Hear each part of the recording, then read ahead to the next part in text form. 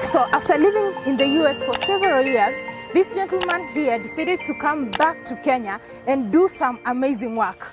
Hi everyone, I'm the African Tigress, and in today's episode of The Returnees, I meet a gentleman who has finally relocated to Kenya and is going to share his story with us. So come with me. How do you do it? I thought it's greeting.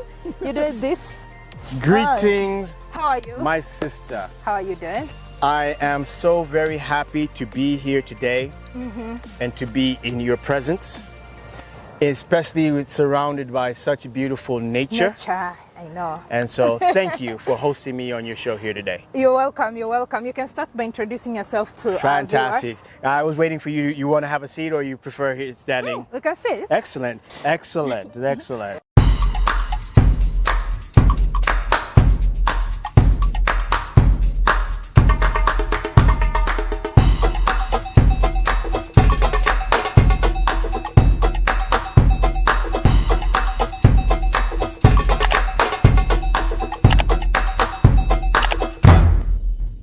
Well, you know what? I could barely contain my enthusiasm.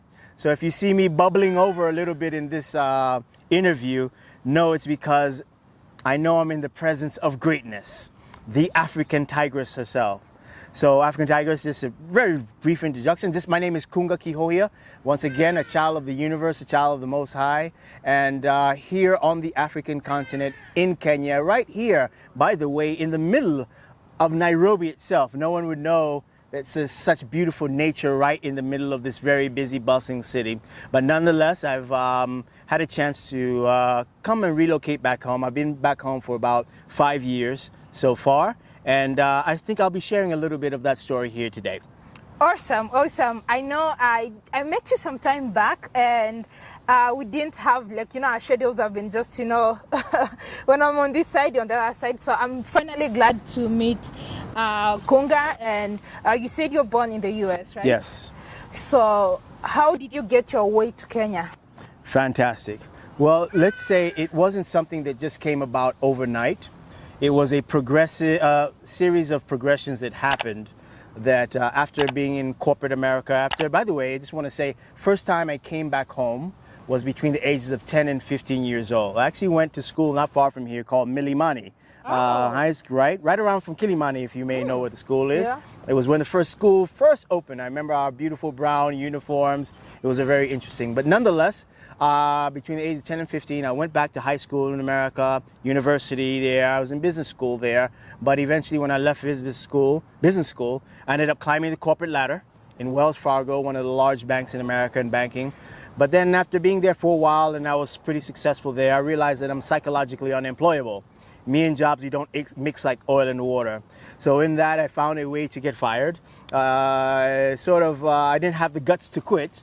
So I started showing up late 2 hours and taking 3-hour lunch. They said, Kunga, you've got to go. Now, can you imagine this? At age 29, going on 30 years old, after having gone to university, and I was student government president at my university, the largest university in Miami, called FIU, Florida International University.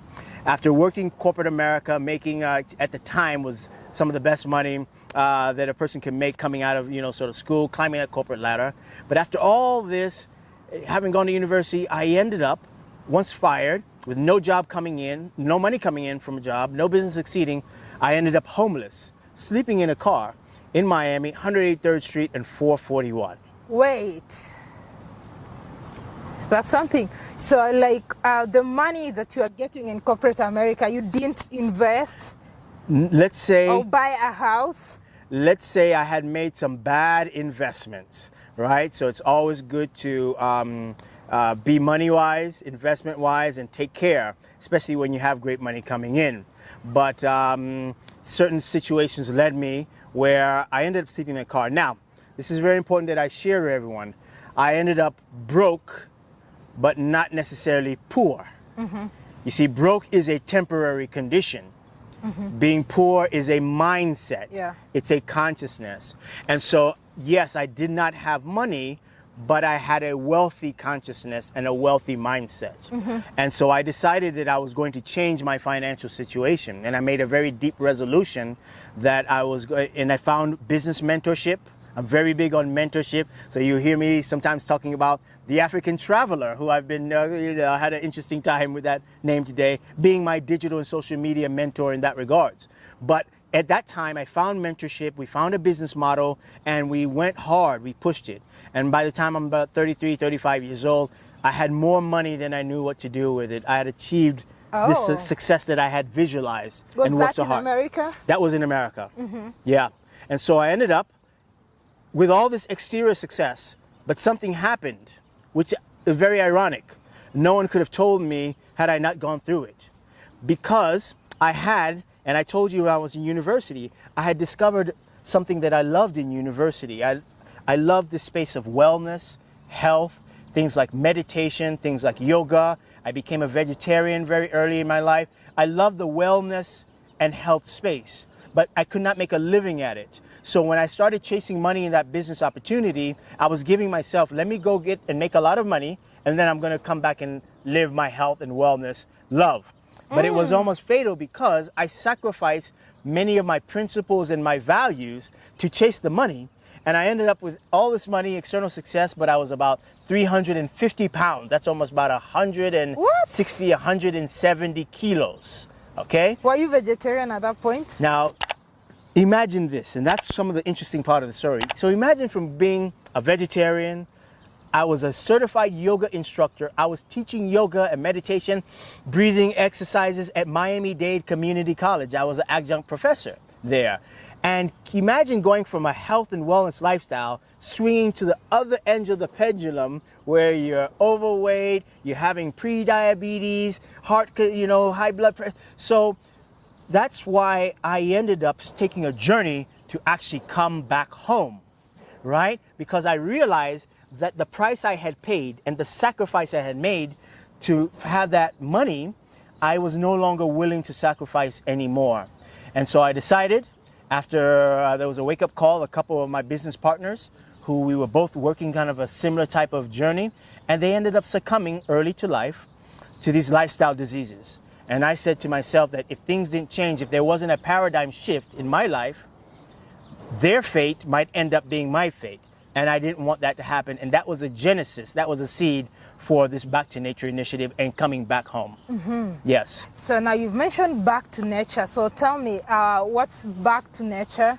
Very good. So being about 350 pounds, 160 kilos, being unhealthy, being not happy, being dissatisfied, I said, I'm sick and tired of being sick and tired. I must unplug and I must go back to nature. Because you see, our natural state as human beings, your natural state, my natural state, the cameraman's natural state, is not to be sick. No human being is born to be sick. Our natural disposition is wellness. That's how our heart, our kidneys, our lungs were all built to be well. And so when we find ourselves unwell, we're in an unnatural state. So going back to nature, back to our natural state of health, wellness, was what I decided to do, and that was sort of the genesis of the Back to Nature movement. So right before I came back home, I went to a place in West Palm Beach, Florida, called the Hippocrates Health Institute. It's a large institute, very interesting surroundings just like this, on 50 acres. And it's about wellness. And I went there for a 3-week program called the Life Transformation Program. And I went another 6 weeks and more time there to graduate as what they call a health educator and get certified in health education, get certified in iridology, get certified in raw food preparation.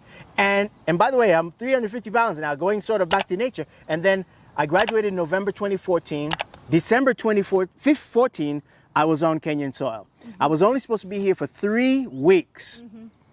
But do you know, African Tigress? You've never gone back. It has been 5 years. About 90% of my time, 80-90% of my time here, and the other percent of my time over there. Because once I got home, I felt a certain sense of peace, a certain sense of contentment, a certain sense of being at home. But even though you got to deal with the matatus and the bodas and the people pushing cocotenis in the streets and all that, right? But nonetheless, I felt a sense of serenity, a sense of being at home. And I said, in the process of me saving my life, because that was part of my journey of saving my life, because I mentioned a couple of my business partners ended up succumbing and dying early to these lifestyle diseases, and I was in that same path. that I was going to save my life. But when I got here, I realized Kenya is a fast-growing economy. You have a growing middle class. They're more disposable income. They're adopting more modern Western lifestyles of what you're seeing on the Netflix, etc. And that's driving the lifestyle diseases, the diabetes, the cancer, the high blood pressure is going through the roof. So I said, in the process of me saving my own life, if I could help motivate others, and that's where I started to connect with other like minds, people who thought similarly, vibrating on same frequencies, same energies, and we locked arms and said, let's launch this movement called the Back to Nature movement.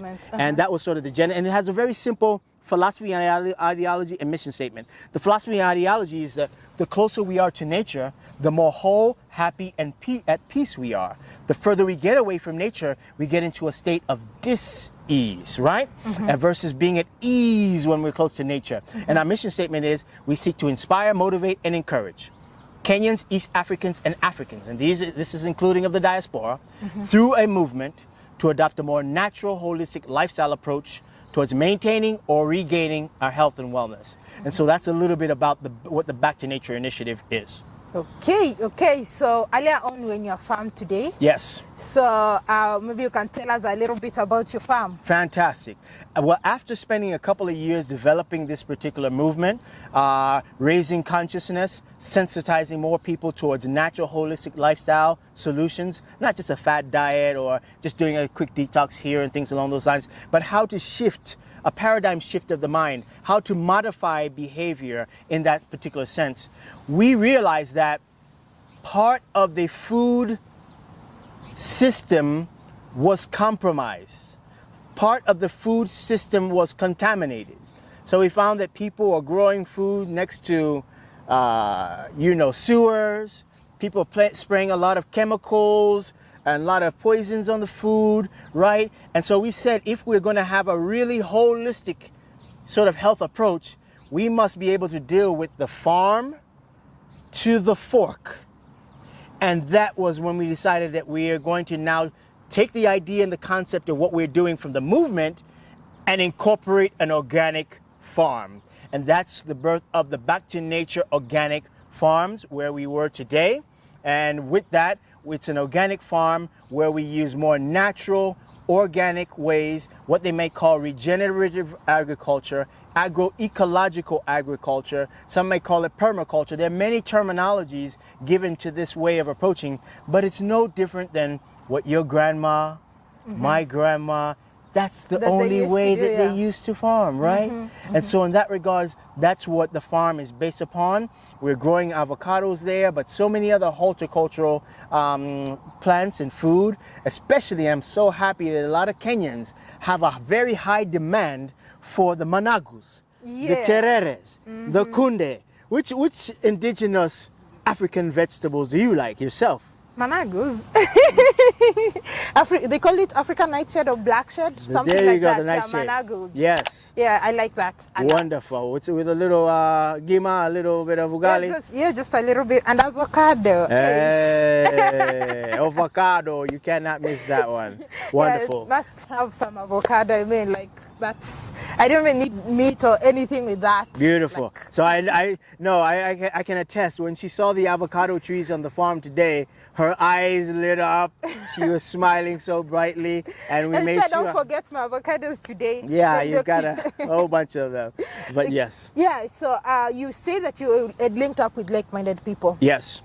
So do you run the farm in partnership with people, or are you running the farm alone? Yeah, we were very big on collaborative efforts.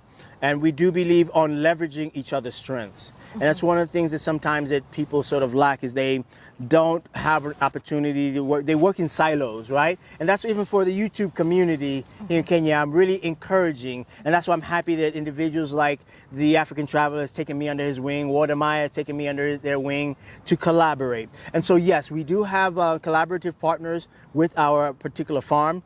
Some of them are silent partners, others of them are more vocal, but I'm the person sort of at the forefront, sort of sharing the vision, sharing the idea, and getting a chance to say, let's go back to nature, let's connect with more natural, holistic ways of living, because that is what will give us the ability to have the strength, to have the clarity of vision, to have the energy to build Africa that I know you want, I want, and that we all that are those are watching want. And I just want to say so much, really thank you to content creators like yourself, and particularly you, African Tigress. You've really been committed, dedicated. Thank you. Really working on molding and shaping a greater, positive, more empowering narrative of the African continent as a young African yourself. And so I just want to say I'm so proud of you, and that's why I was so happy to sit and have this discussion here today. Oh, thank you. Thank you. I appreciate that. You know, we have to do our best, right? Yeah, to create a future for such that future generations can at least look at us and be proud of us, not like we let them down, we killed the environment, we were selfish and took everything and left nothing for them. Wow. Yeah. So now, how did you identify the place that you wanted to farm? Is it like linked, because I know you have Kenyan roots? Yes. So is it like your rural home, or is it like you had to go buy some land with your partners and all that? Yeah. Now, land in Kenya is always an interesting thing, especially we launched our particular YouTube channel about 8 weeks ago, right? And something that people are always asking for guidance once they see what we're doing.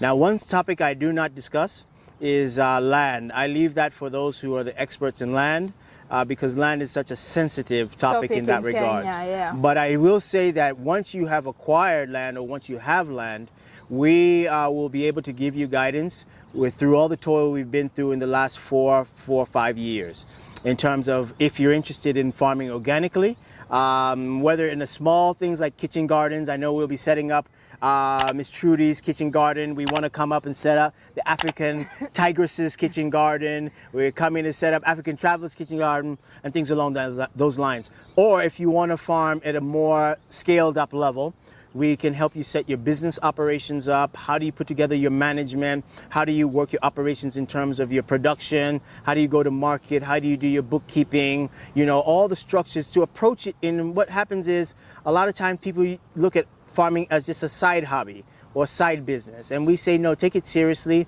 agribusiness, even if you're going organically.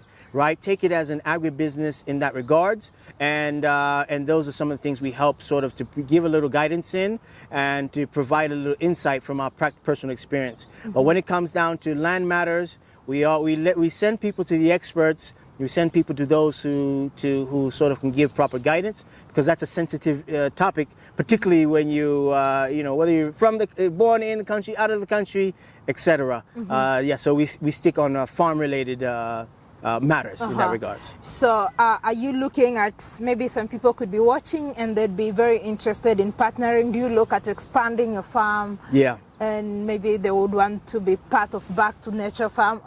Because you've mentioned the aspect whereby if someone has acquired land, you can help them set up. Yes. But what if somebody has not acquired land and they just want to invest in the business? If you want to maybe expand and... Very good. Well, what we're doing is we're working out a prototype, a model for a very interesting initiative that we will allow people that are not even on the African continent, but are spread out amongst the world, and particularly the diaspora, who are so magnetized or so energized when they got a chance to see a little bit insight into our farm and what we're doing the farming. So for our farm and for several other farmers, we're going to create a network.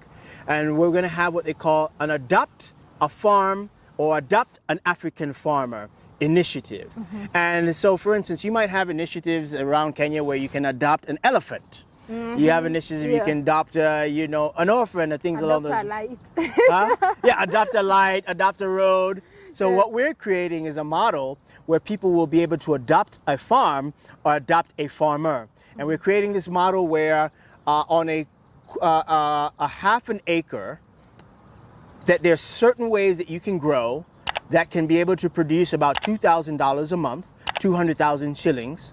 And we're able to say that this is a farmer we've identified from here after vetting, this is a farmer there, this is our farm as the model or sort of demonstration farm, and that individuals can not only be able to adopt that farmer or sponsor that farmer, but for that they could get a return in a sense for that. So it'll be a partnership if they're looking to do that, where they can engage in farming and farmers on the continent in a way that's a win-win situation for all. So that model is not yet fully done. We should be done with it within the first quarter of this year, and then roll out a soft launch as we go into the second quarter of 2021 to allow those spread out around the world to be able to engage with farmers and farming on the African continent, producing healthy food with nutritious soil and in a way that is in harmony with nature. That's why I love hearing the birds and the trees here.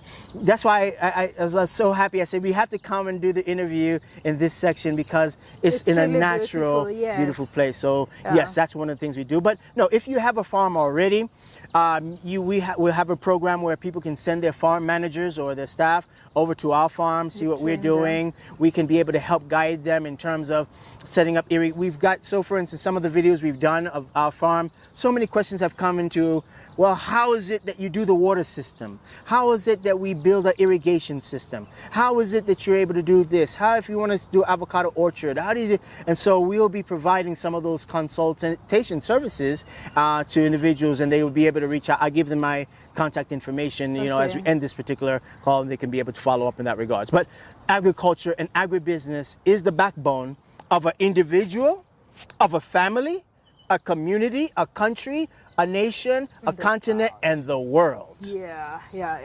So, have you experienced any major challenges since you came back that made you feel like, oh, maybe I should go back to the US? Okay, very good. Challenges are always going to be there no matter what you do in life. To prove that, I think 2020 was a year that people that look like you and I in America were faced with challenges that many thought were long gone 10, 20 years ago. Discrimination, oppression, the neglect, the abuse, etc. So whether I'm in Africa, whether I'm in America, no matter where you are in stuff, there's going to be challenges. But yes, there are certain unique challenges that present themselves to this part of the world, because this part of the world has sort of been underdeveloped in a sense where it was purposely sort of stifled from realizing its fullest potential. It's just now beginning to bubble. So I would say that the only regrets probably, or the things if I had to change to do differently, I probably would have started engaging the continent earlier. I would have bought some Safaricom stock when Safaricom was just getting started. No, but I would have liked to get, because what we were reading in America was this whole narrative in magazines like The Economist, magazines like the Financial Times. We were watching CNBC and all these Bloomberg, and we were hearing about the Africa Rising narrative. And several of us, we wish we took advantage a little bit earlier. But now once you get on the ground, you're dealing with, like I mentioned, infrastructure issues, logistic issues. I think even today, we had a challenge with getting, camera equipment and things along those lines. Yeah. So yes, there are those challenges, my sister, but when you are engaged in a labor of love, and when you can have compassion to understand that this is not perfect per se, but it's moving towards a greater perfection. That it may not be fully developed, but if you and I don't develop it, who are we waiting Nobody's to develop it? Yeah. So in a sense, when you're engaged in a purpose-driven work or initiative, then you're able to deal with the challenges with much more grace, with much more fortitude, with much more dedication and commitment, and therefore you can sort of shake those challenges off your shoulders. Kidogo, twende kazi. Okay. And do you miss anything about the US? No, I will not say there's. I'm a kind of person that my 6 inches between the 2 ears, I guard what I think about, and where I lay my head is where I make heaven. If I fly to America tomorrow, America becomes my heaven. If I fly to Uganda tomorrow, Uganda becomes my heaven. Wherever I am, I make it heaven, right? Because no one else is going to do that for me. So I try not to contemplate or give any time. I just say that this is my current situation. How do I make it heaven? When I'm in America, I'll do the same thing. So there's not that much that I miss, and because I realize this life, we're only here for a limited time. When we're born, we sign a contract that says no one exits this life alive. Alive. Right? And so every single day you cherish it. And I am here. I'm cherishing this moment we're sitting right here. I take it not for granted. You could interview 1,000 people, and I'm sure you get thousands of emails. They all want to come and talk to the African traveler, talk with the African tigress, sit with the African tigress. But you took this opportunity to sit here and talk with me, so I feel grateful. And I want to say that we will not easily forget this. Thank you very, very much. You are very welcome. And another question, how was when you decided to finally settle back in Kenya, how was the reception maybe from friends, family and all that? Were they supportive, or were they thinking like, are you okay? Well, human beings are going to be human beings, no matter where you find them on the earth. Family, friends, etc. Whenever you step outside the box, they always have questions. But most people who've always known me in my life knows Kunga has not only lived outside the box per se, but he realizes there is no box. And so this is the guy who was doing yoga and vegetarian and all this even in his early 20s. And in a Kenyan family, we used to love meat. Nyama choma, was so for me to even, so coming back home, and what I went through, I think I was so focused in what I'm about, who I am, what I'm doing, where I want to go, that I didn't give too much thought, and I still don't give too much thought about others' opinions. And this is not so anyone to take this personally, but opinions are like a-holes. Everybody has one. So if you subject yourself to people's opinions, you're going to live a very frustrated and sad life. So what I do is I set the agenda, my philosophy, who I am, what I'm about, and I let the world adjust around that. But with compassion, with love, with understanding, but standing very firm on who I am, what I'm about, where I'm going, and let the chips fall where they may. All right. Thank you so much. It's really a pleasure hosting you. I can listen and listen and listen and listen again. So do you have any advice for until specifically, if you have advice, two types of advice. First, to the youth on the continent who think that the West is a paradise, and you talked about making a lot of money and all that. So what advice do you have to those youth? And then second, what advice do you have to sisters and brothers in the diaspora who are looking back at coming home? Okay. Well, I want to say that we're living in very unique times. We're living in a time where our probably grandparents and the rest could only dream and imagine about.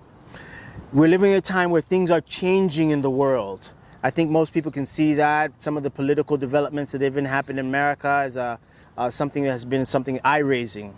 So I'll say to the youth, particularly to the young African youth, there's nothing wrong with going and seeking so-called greener pastures or exploring the world. Everyone loves to travel at some point, and by what they show you on Netflix and the movies, I'm sure you have an image of what America is and the UK and stuff along those lines. But if you go there, you're going to very quickly realize that immigrants, those countries are not built for immigrants. Those countries are built for their own citizens who are struggling themselves, who are having trouble themselves. So an immigrant coming into that situation, not saying that you won't succeed, but just saying that the cards are stacked, the odds are stacked against you.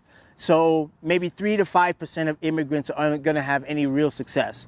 Most immigrants are going to go and do the kind of work that the citizens of that country don't want to do. So it's going to be a challenging life for you there. That's why so many end up coming back home, and there's no better time now. This is now speaking to Africans that are in the diaspora, and these are Africans that are immigrants. These are also, by the way, I want to just mention this. There's a certain demographic of people that are sometimes neglected by the wonderful work that the YouTubers are doing with connecting and building bridges between the diaspora and the continent. And that demographic are children like myself, where we're not necessarily black Americans as African Americans or black British, etc. But we're not necessarily, we're Africans, right? But we are born as children of Africans who immigrated to a foreign country. And a lot of times we do get the story of maybe Africans who immigrated, Africans returning, or black Americans or black British people, right? But rarely do we get the story of the children of the immigrants. And those children go through very unique circumstances because they're forced to choose. Am I an African? Am I an American? So you have this story like an Obama. Yes, and Obama, the decision he made was, no, I'm an American, this and this and yes, I have, and not really maybe engaging the African. Well, there are other stories of children of African immigrants who say, yes, I realize I was born in London. Yes, I realize I was born in Canada. Yes, I realize I was born in America, but my roots are in Africa, in Kenya, Uganda, etc. And I want to come, and that's sort of the model that I've chosen to take. And I want to be able to raise those voices up. And I want to, for the YouTubers and content creators to find voices of children of African immigrants who are born and primarily raised most of their lives in the foreign countries, but who have a soft spot in their heart for their particular homeland. But to all the African immigrants and all the diaspora Africans, people of African ancestry, by the way, do you know this?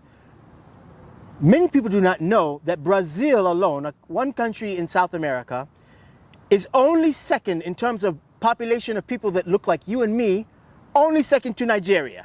Wow. As a country. So Brazil has more black people, or people of African ancestry, than all African countries except Nigeria. So much of South America, people that look like you and I, the Caribbean, we're literally in a sense around the world.